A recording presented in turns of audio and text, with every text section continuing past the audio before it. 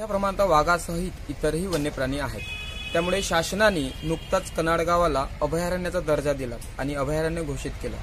त्याच कनाडगावात चिवंडा एक असं बीट आहे की त्या बीटात एक नाला आहे आणि त्या नाल्यातच किंवा नाल्याच्या परिसरात वाघाचा वावर आहे. वाघाचे बच्चे सुद्धा आहेत आणि त्या नाल्यामध्ये वाघाचे नेहमीच पगमार्क दिसतात.